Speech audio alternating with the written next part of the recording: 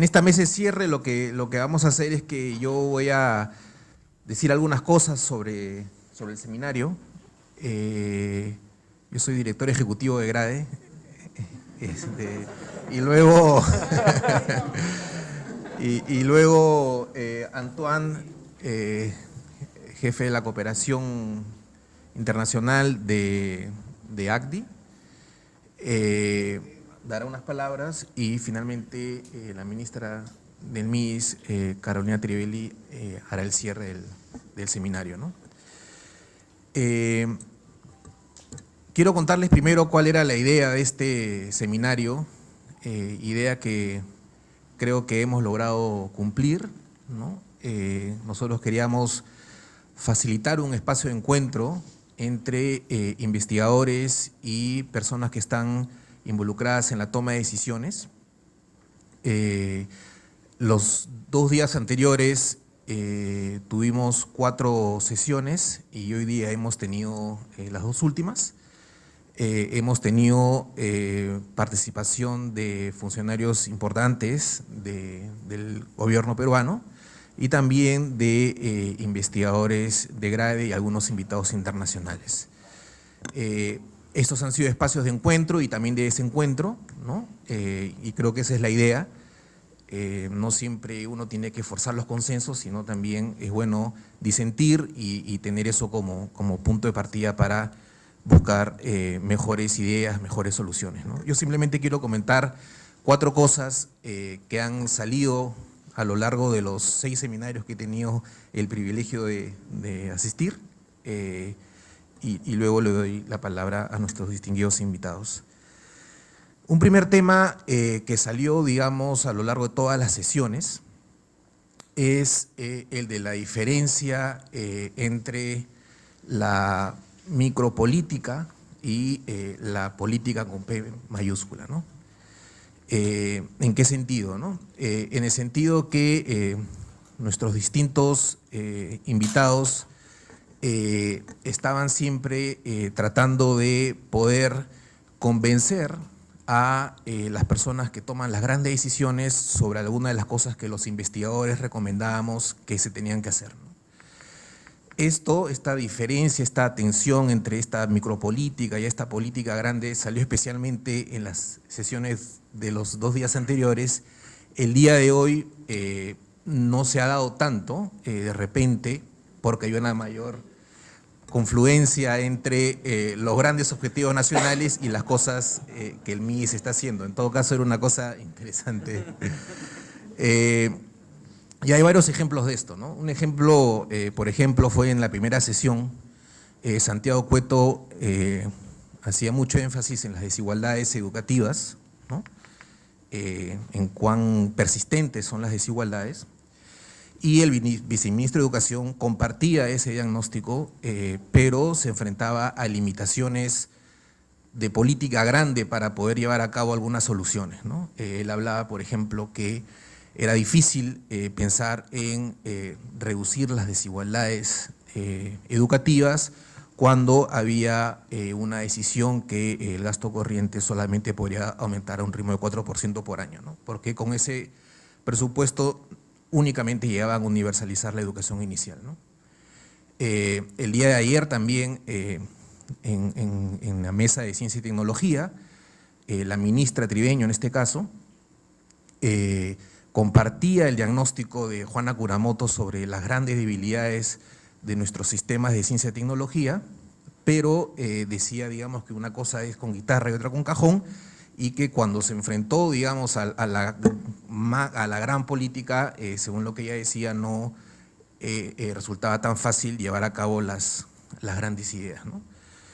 Por otra parte, tuvimos visitantes internacionales, como el ex ministro de Educación Filmus, que señalaba que en realidad ese balance es un balance básicamente político y que dependiendo de cuáles sean los horizontes políticos de cada gobierno, uno puede llegar a convencer o no convencer sobre las cosas que la investigación dice que se pueden hacer, ¿no? Él, por ejemplo, señalaba cómo habían logrado romper, digamos, una meta fiscal, ¿no? Una limitación fiscal para introducir algunas innovaciones en educación que suponían aumentar el presupuesto educativo fuertemente, ¿no? Entonces, ese es un tema que ha aparecido de manera muy fuerte en las sesiones, ¿no? ¿Qué podemos hacer los investigadores? Y eso, digamos, es algo que nos toca a nosotros hacer más probablemente, es hacer presión, como nos dijeron al menos en 3 de las sesiones, de que tenemos que salir más a hablar en público y romper algunas timideces que tenemos algunos de nosotros, ¿no? El segundo tema, que salió también de manera bastante importante, fue, y sobre todo en la mesa de hoy día, fue el de la importancia de la evidencia, ¿no?, para tomar decisiones.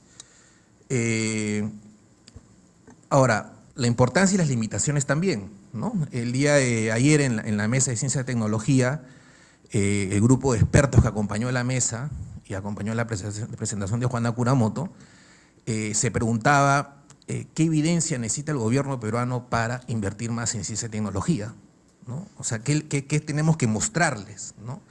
Entonces, claramente, digamos, en estos temas de evidencia, que ya felizmente, y es un tema en el que GRAE ciertamente se mueve como pez en el agua y ha impulsado mucho, tampoco hay que ser más papistas que el Papa, ¿no?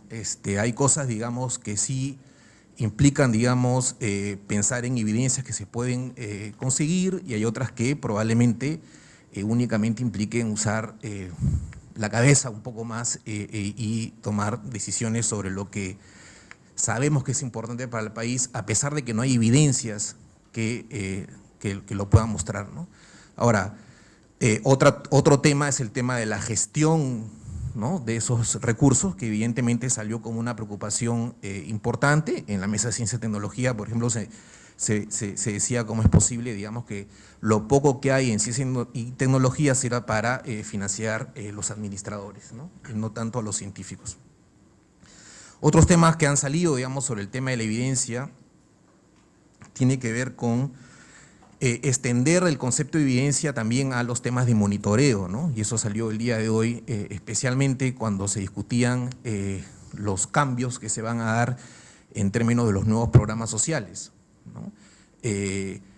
Digamos, programas sociales que han estado ya siendo parte de una cultura a nivel local, ¿no? Hay una cultura de políticas sociales que se tiene que cambiar a nivel local, pero también hay decisiones que tienen que ver con las familias, ¿no? La cultura de la familia, cómo distribuyen los recursos las familias al interior de cada hogar, ¿no? Entonces, a veces se trata de filtraciones, a veces se trata de corrupción, pero a veces también se trata de una familia que tiene, digamos, que distribuir lo poco que tiene entre todos sus miembros del hogar, ¿no? Entonces, ¿cómo romper eso para que efectivamente las cosas lleguen a nivel de los niños, como se espera que sean muchos programas sociales? Depende de entender mejor las relaciones sociales al interior de las comunidades locales, de los hogares, y también, por otra parte, entender mejor cómo funciona la gestión de los proyectos a nivel local, ¿no? Y se habla hoy día de la importancia de introducir elementos de monitoreo que además incluyan no solamente evidencia en base a las encuestas, sino también evidencia cualitativa, ¿no? Una preocupación también vinculada al tema de la evidencia que ha salido estos días es a qué vamos a llamar evidencia científica, ¿no? Hoy día, digamos, se hablaba de estos rankings que a veces tienen que hacer entre documentos, ¿no? Digamos, no estoy diciendo que esté mal, pero digamos, son procesos que incorporan muchos elementos subjetivos, y creo que también hay que reconocer que la ciencia tiene que ver mucho con la subjetividad. Cómo, por ejemplo, lidiar con adaptación de pruebas, ¿no? Especialmente en temas de desarrollo de los niños, donde no tenemos nosotros tantas pruebas. Cómo se van a manejar esos procesos de adaptación, cómo se van a tratar de introducir resultados que se han encontrado en otros países para nuestro país, ¿no? Son reflexiones que ciertamente me imagino que el grupo de evaluación de políticas sociales está considerando, ¿no? Otro tema que salió, digamos, de manera importante es el de la importancia de la heterogeneidad, ¿no? En su lado negativo y en su lado positivo, ¿no? En su lado negativo, Miguel Jaramillo nos hablaba de esta organización esquizofrénica de las remuneraciones del sector público, ¿no? Y cómo, digamos, hay diferentes entornos normativos, hay personas que hacen las mismas actividades y ganan de manera diferente, hay, digamos, personal de alta calificación que no está adecuadamente remunerado, mientras que el personal de baja calificación del sector público sí estaría, de acuerdo a esos datos, adecuadamente remunerado. ¿Qué hacer con todo ese desorden administrativo, digamos, que representa una heterogeneidad, pero en este caso negativa? Se discutió mucho sobre la importancia de introducir esta idea de la carrera pública, ¿no? Aunque uno de los comentaristas le decía, Juan Carlos Cortázar, le decía a Miguel Jaramillo que no hablemos de carrera, sino de carreras públicas, ¿no? Dado, digamos, que existe una heterogeneidad que no podemos dejar de considerar, ¿no?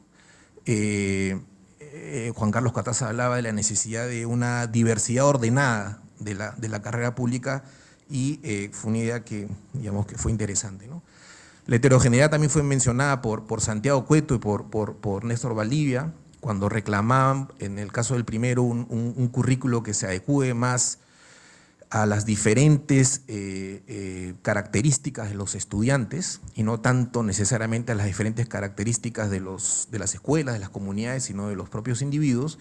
Y Néstor Valdivia sobre la necesidad de considerar diferentes modelos de descentralización que en base a las experiencias positivas que él ha encontrado existen de acuerdo a estudios anteriores, puedan efectivamente ayudarnos a mejorar la gestión de los procesos educativos a nivel local y regional, ¿no?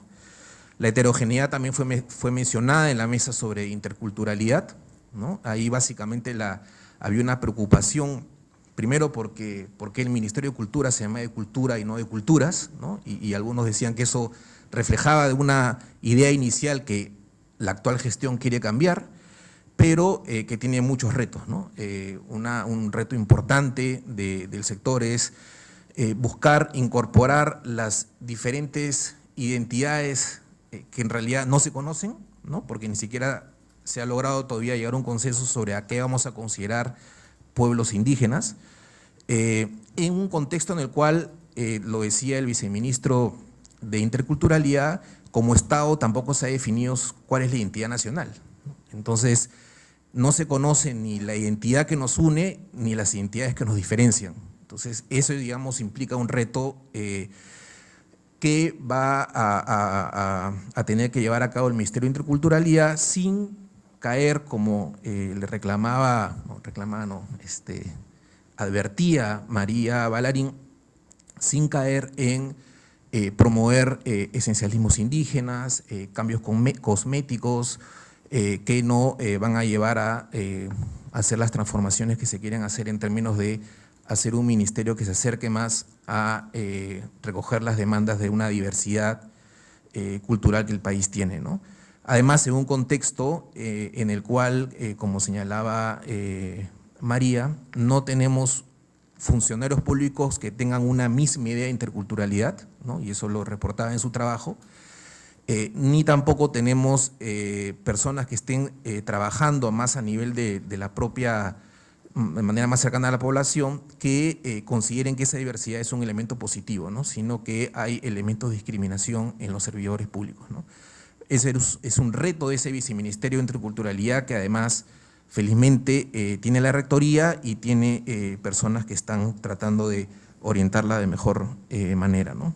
Y finalmente, un tema también que fue discutido aquí en Grade, en el seminario, fue el de la importancia de los acuerdos sociales, incluso sobre todo en los temas que parecen menos sociales, ¿no? Como los temas ambientales o de recursos naturales, y donde cualquier objetividad se mencionaba parece ser en realidad casi una postura ideológica, ¿no? Acuerdos sociales para definir de manera consensuada, argumentaban Glave, Damonte en el seminario del día de ayer, la gradualidad de los cambios en materia ambiental y de ordenamiento territorial, o aquello que se puede o no tolerar desde el punto de vista social, como señalaba el viceministro de Ambiente, Gabriel Quejandía, ¿no? Ese es un proceso complejo, no solamente mencionaban ellos por la escasa cantidad de funcionarios que puedan lidiar con la cantidad de trabajo que tienen que hacer, sino también porque, como señalaban Manuel Glave y Gerardo Damonte, es difícil lograr esos acuerdos si no existe una representación social que Glave y Damonte no encuentran exista, que efectivamente pueda representar las demandas de las poblaciones a nivel local, ¿no? Entonces, por un lado, hay esta necesidad de construir socialmente acuerdos en materias de ordenamiento territorial, ¿no? En temas ambientales, en un contexto en el cual no existiría una representación social que canaliza adecuadamente las demandas de la población, ¿no? Yo diría que esos son los 4 temas digamos, que hemos discutido para mí, ¿no? Yo sé que ustedes probablemente encontrarán varios otros temas. Yo creo que uno de los grandes aprendizajes que hemos tenido aquí en GRADE, aparte de la importancia de la política, ¿no? Es que creo que este tema de buscar la relación entre la investigación y las políticas pasa mucho por la generación de ese tipo de encuentros, ¿no? Encuentros que además no necesariamente tienen que ser encuentros pues rápidos, ¿no? Como a veces ahora, digamos, en esta moda de la incidencia que hay a nivel mundial, te dicen, bueno, ¿cómo quieres convencer a un tomador de decisiones? Bueno, tienes que ser capaz de decir en 3 minutos todas tus ideas, ¿no? Y no creo que ese sea el caso digamos, del Perú, menos por la calidad de funcionarios públicos que hemos visto que tiene el Estado peruano, sino más bien se trata de seguir desde nuestro lado apostando por una investigación lo más rigurosa que se pueda, con las limitaciones que tiene la evidencia y reconociendo esas limitaciones, y por otro lado, también desde nuestro lado, tratar de generar espacios como este, que creo que ayudan mucho a llegar a determinados encuentros o también a encontrar desencuentros que luego nos sirvan de mucho para avanzar, ¿no? Entonces, esto es lo que yo les quería comentar. No quiero dejar de reconocer a algunas personas antes que cierre. Bueno, Nuria Esparcha ha estado trabajando fuertemente en organizar este seminario y probablemente ella simbólicamente represente esos encuentros y desencuentros entre funcionarios públicos e investigadores, y también a todo el personal administrativo de GRADE que nos ha apoyado y los investigadores. Y dejo la palabra entonces primero a Antoine para que nos dé sus impresiones. En realidad no sé qué agregar a eso, sobre todo que nos han ubicado en el punto estratégico entre 2 días o 3 días de discusiones y el cóctel, entonces sabiendo que el tiempo es corto. Pero en realidad escuchando también las presentaciones, basándome un poco en la relación de una trayectoria bastante larga con GRADE y con otras instituciones de investigación que tenemos como el CIES, como Cooperación Canadiense,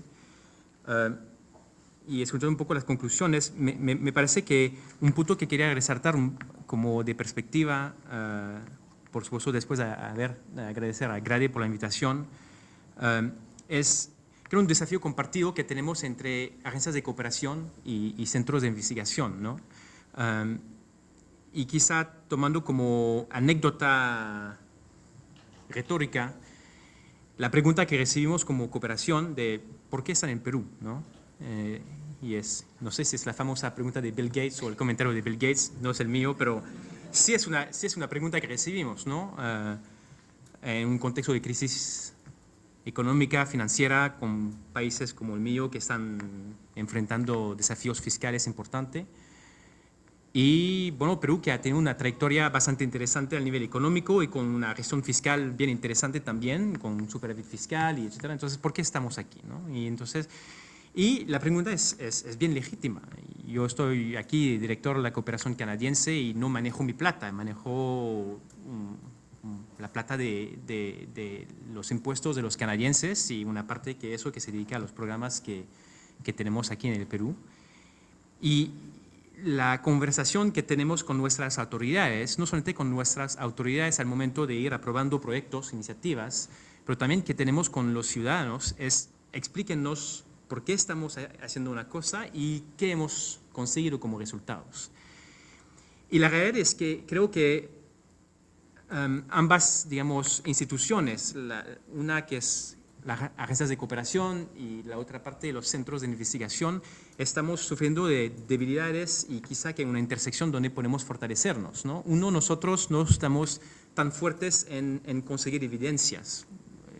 Gran parte del trabajo es un trabajo de avanzar proyectos, de diálogo de política, de encontrarse por supuesto, los beneficiarios. Y, por supuesto, tenemos una capacidad interna de generar evidencia, pero no la tenemos tan desarrollada para entender lo que está pasando en el terreno en los países con los cuales estamos trabajando, porque una gran parte de nuestra gente está en la sede, en Ottawa, por nuestra parte. Y tomando un poco el punto que Martín estaba haciendo sobre el concepto del, como dicen, ¿no?, del elevator pitch, ¿no? Tienen 3 minutos para vender su cosa. Pero también creo que es un desafío para los centros de investigación, ¿no? De salir del concepto de presentaciones de 50 minutos a ir a una presentación que es más ejecutiva y, bueno, mirando a Nuria, con cual hemos tenido conversaciones en su momento de servir, ¿no? Y un poco ilustrando a través de ti el binomio, ¿no?, entre esas dos cosas. Y creo que podemos encontrar de esas dos debilidades, digamos, relativas, ¿no?, un punto de encuentro que tenemos que fortalecer.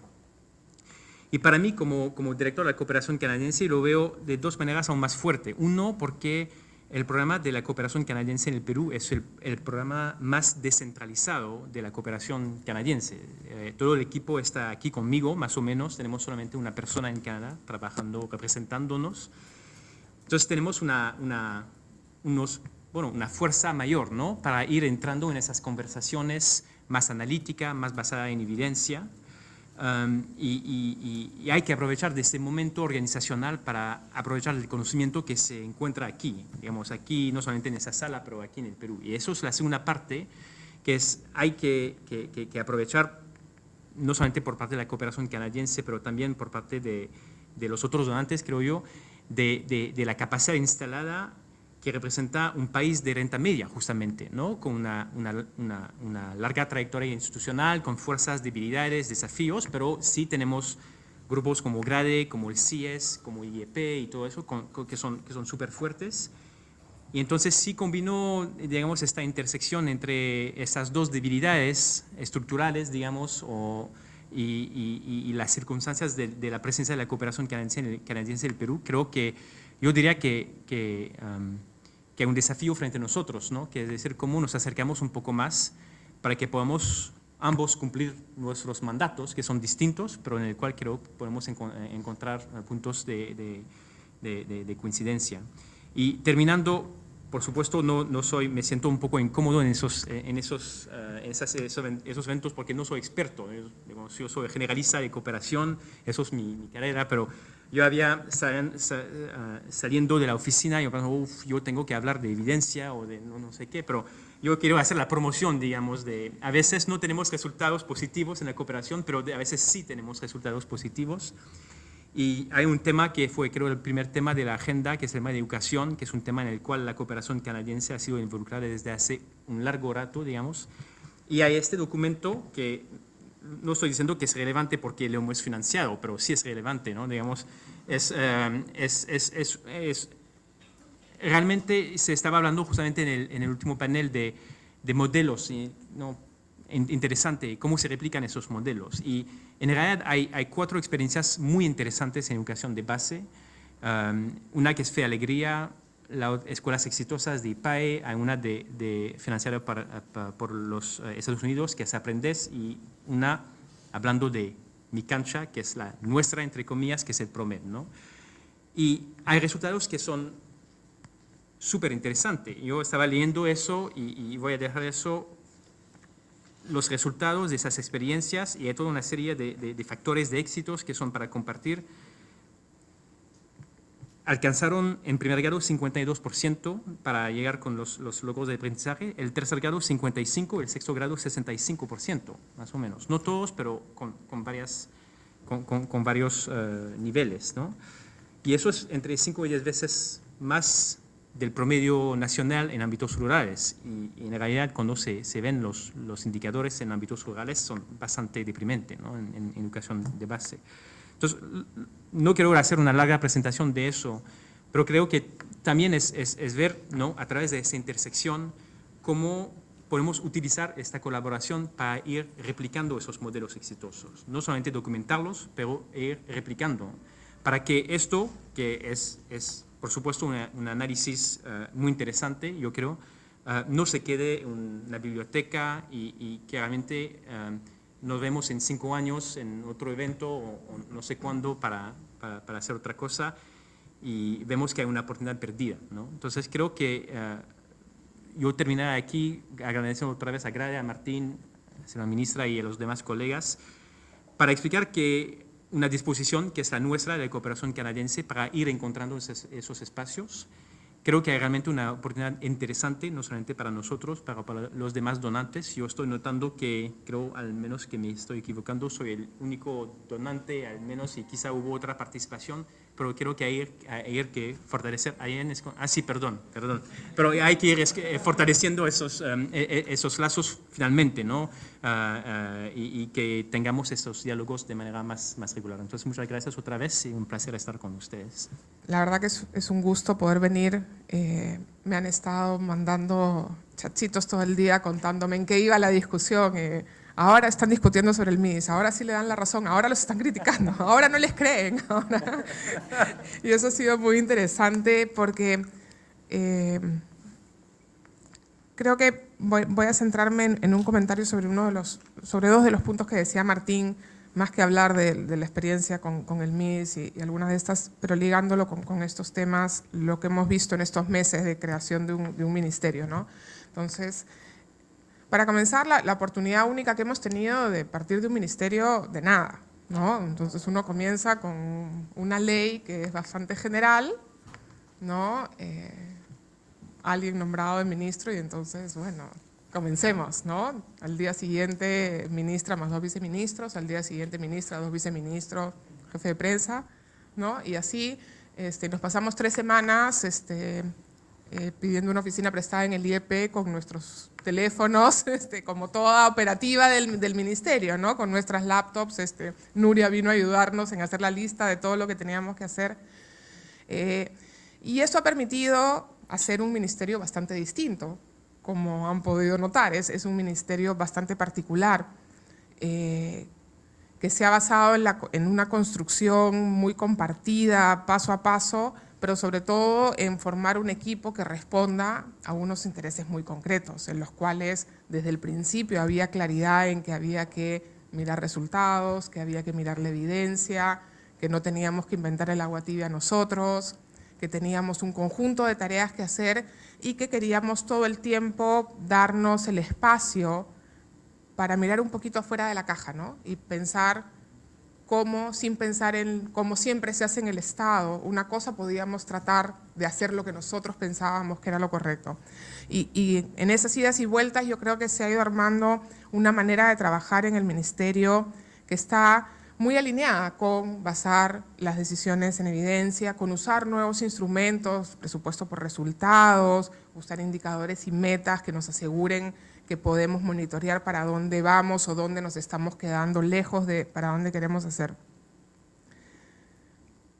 Pero sin estas condiciones iniciales, pensar en eso es bien difícil, ¿no? Y hay que ser muy claros en que ese tipo de manera de enfrentar la gestión pública no va a ser la norma, ¿no? Entonces, lo que nos demuestra lo que hemos logrado avanzar en estos 8 meses de ministerio es que sí es posible, incluso dentro de las dificultades y las burocracias y los enredos del Estado y las múltiples formas de contratar personal y las escalas y lo que te demoras en conseguir contratar a alguien en los términos que tú quieres para después cambiar de idea y que todo comienza de nuevo.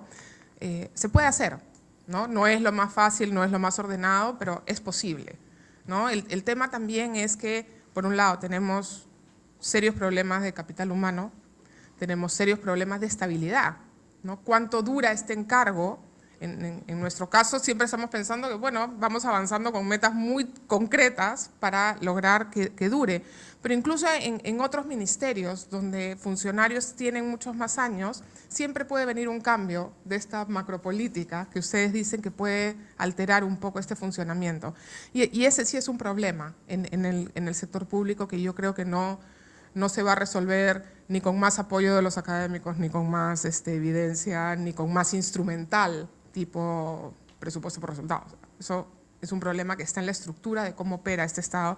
Y ahí yo sí creo que los temas de carrera pública, de múltiples carreras públicas, pero de un poco de orden, que le dé un poco más de estabilidad a estos equipos básicos de los ministerios, es un tema fundamental. Y supongo que se repite lo mismo en gobiernos regionales, en gobiernos locales, porque realmente lo que marca la diferencia de lo que uno puede hacer o no puede hacer es el equipo que uno tiene.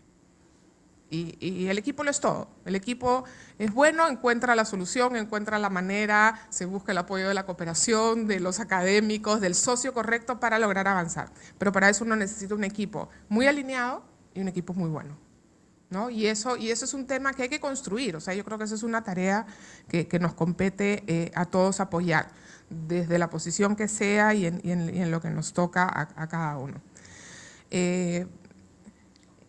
Ahí hay temas importantes, ¿no? El tema del rol de la evidencia, efectivamente, viniendo del mundo más académico en el cual la cooperación nos presiona y nos dice que tenemos que hacer incidencia y demostrar, en realidad lo que nosotros logramos demostrarle a la cooperación, que es la incidencia de los académicos, es como la puntita del iceberg, ¿no? Porque lo que vemos desde el otro lado es que uno, cuando tiene una necesidad, recurre a una cantidad de formas para obtener evidencia que requiere, para obtener insumos para la toma de decisiones y para la justificación de las decisiones que uno está tomando, que va por unas cuerdas que nunca van a ser consideradas incidencia, ¿no? Cuando uno puede levantar el teléfono y llamar al experto en ese tema, que quizá no lo ha publicado, no lo ha escrito en un informe, no es parte de su programa de investigación, pero tiene dos datos que juntos pueden darnos una justificación y un modelo conceptual que lo amerita, eso ya valió la pena y permitió construir un argumento, defender una propuesta, llevar adelante una idea. Entonces yo creo que también tenemos que mantenernos en una posición muy flexible y no presionar a los académicos y a los productores de evidencia que tienen que producir, tienen que salir más en la televisión, tienen que escribir más, tienen que publicar más, tienen que hacer los 3 minutos. O sea, sí, súper si lo pueden hacer, pero yo sí creo que hay el tema de mantener un grupo de académicos, un grupo de especialistas en temas que construyen una carrera, que acumulan evidencia y que tienen capacidad de criticar y destruir la mala evidencia y que tienen capacidad de darnos insumos a los que estamos en el sector público de manera oportuna, es fundamental. Y es difícil pensar que los académicos siempre van a estar haciendo la investigación que justo vamos a necesitar. Probablemente no, y cuando uno muchas veces levanta el teléfono y llama a uno de sus amigos para que nos ayuden a conseguir evidencia de algo, se basa más en una experiencia, en una trayectoria de investigación que en el proyecto que están haciendo en ese momento, ¿no? Es muy pocas veces en las que coincide que el proyecto justo se va a convertir en la norma que uno necesita. Entonces yo sí creo que una cosa que hay que reconocer es que esta producción de evidencia, de insumos, de recomendaciones, de ideas del cómo hacer, está fuertemente asociado a las personas, los investigadores, pero también a las instituciones que generan estos espacios para permitirnos avanzar y tener ese respaldo. Difícilmente en este sector público que tenemos tendremos esas capacidades dentro del sector público, e incluso si las tuviéramos, siempre la contraparte externa es la validación que necesitamos. Entonces, incluso si todos los investigadores de GRADE, del IEP, del CIES trabajaran en el sector público, igual necesitaríamos unos académicos externos para validar parte de lo que hacemos, justamente para mantener estos equilibrios entre esta micropolítica y esta política. Nosotros ahora en las discusiones que hemos tenido de programas alimentarios, lo que más hemos agradecido son los años de trabajos de Lorena, de Quique Vázquez, de Gustavo, de cantidad de gente, ¿no? Mientras más diversos fueran los autores, mejor, porque eso nos permitía esa lámina de aquí hay evidencia a lo largo de 15 años de trabajo de distintos autores que piensan cosas distintas respaldando nuestra propuesta.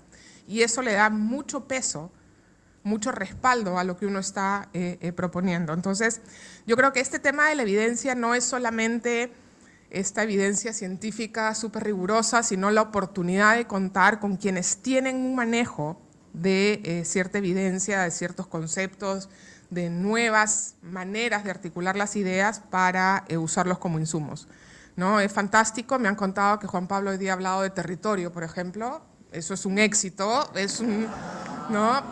Juan Pablo hace 8 meses jamás hubiera incluido en una respuesta la palabra territorio, ni hubiera pensado en el territorio como una dimensión, ¿no? Y son ese tipo de mezclas las que se vuelven potentes. El otro día el ministro de Economía hablaba de una acción articulada a nivel territorial, ¿no? Y entonces, bueno, vamos avanzando porque hay otras categorías que vienen mucho del mundo más conceptual, más académico, que comienzan a ser útiles.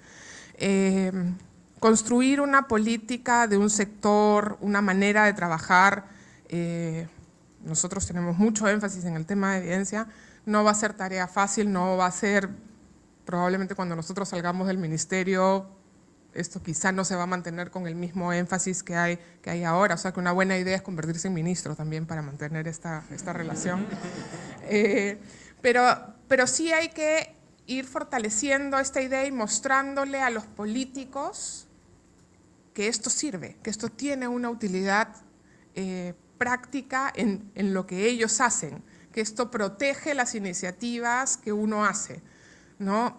Una de las batallas ganadas que nos hemos sentido orgullosos nosotros en el MIDIS es cuando nuestros indicadores, nuestra propuesta de indicadores fueron incluidos en el marco macroeconómico multianual. No es una gran batalla, pero es una gran batalla. En el fondo se reconoce, ¿no? Y se acepta, y entonces esas metas, esos indicadores están ahora como institucionalizados.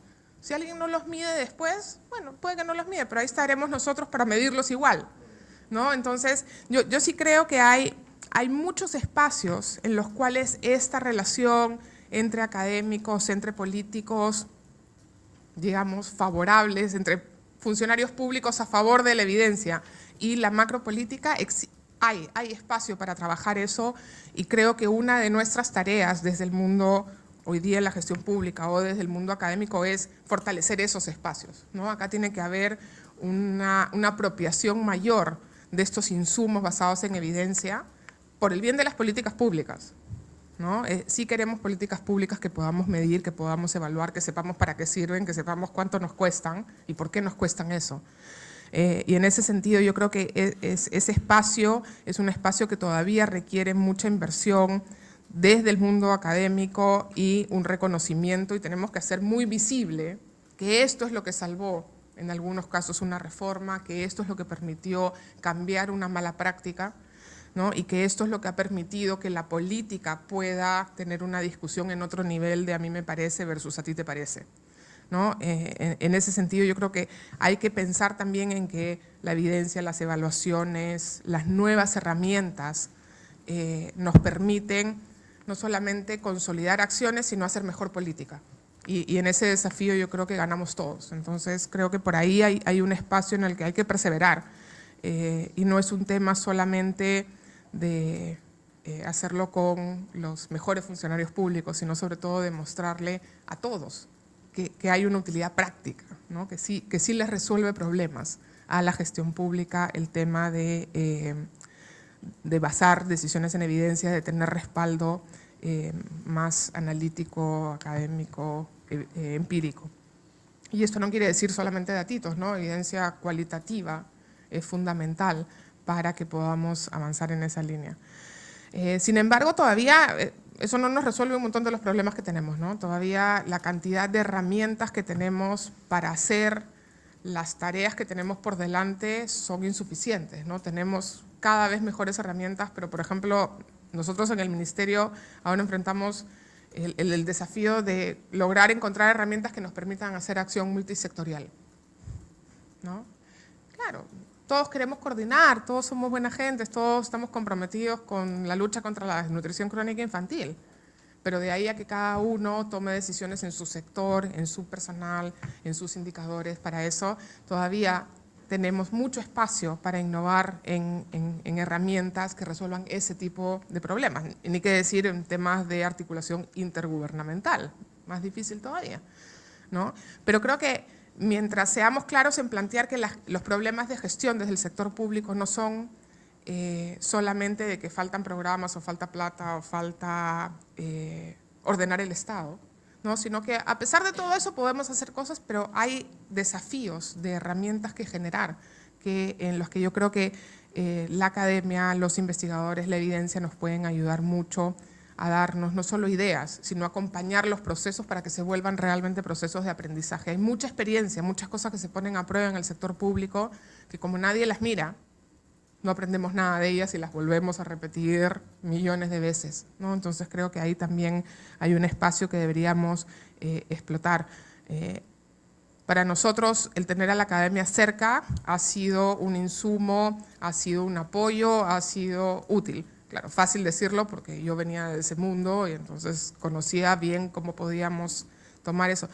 Pero creo que es importante mostrar que eso ha sido de utilidad, en este caso, para que otros sectores que no conocen tanto a la academia, que no tienen tanta cercanía con eso, puedan también tomar ventaja de un sector académico importante como es el que tenemos en el Perú.